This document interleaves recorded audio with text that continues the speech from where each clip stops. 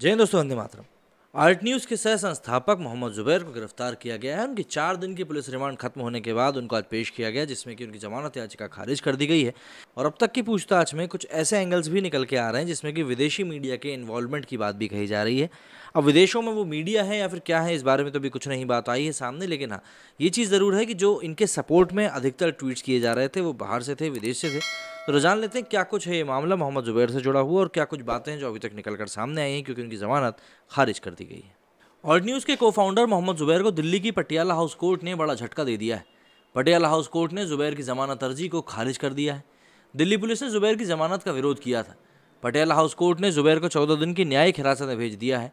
Court ने कहा कि दिल्ली पुलिस द्वारा की जा रही जांच के दौरान जमानत देने का कोई आधार नहीं है। बता दें कि पटियाला हाउस कोर्ट ने ऑल्ट न्यूज़ के संपादक जुबैर की जमानत याचिका खारिज करते हुए उसे 14 दिन की न्यायिक हिरासत में भेज दिया है।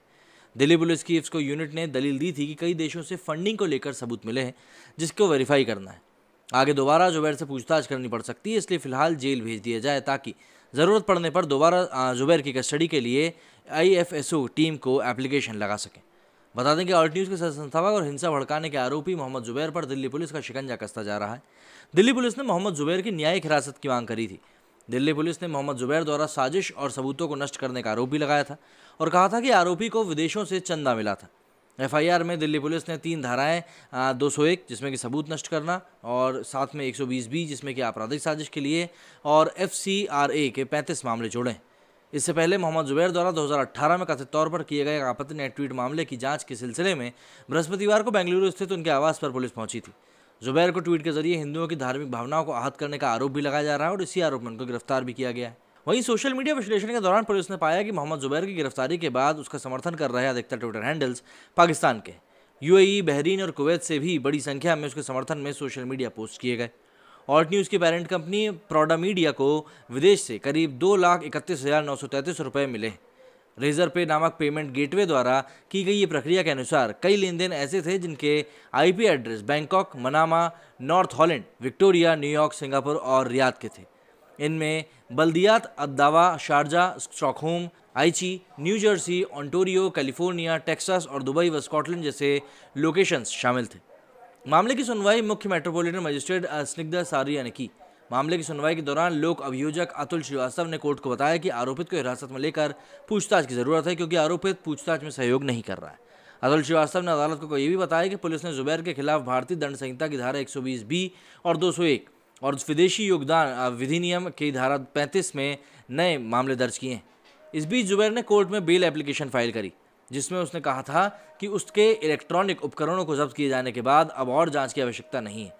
मामले की सुनवाई के दौरान जुबैर की वकील वृंदा गोवर ने अदालत में कहा कि उसे इस बात की आशंका है कि उसके जिन इलेक्ट्रॉनिक सामानों को जब्त किया गया है उनसे छेड़खानी हो सकती है। ऐसे में उसकी इन आशंकाओं को रिकॉर्ड में रखा जाना चाहिए।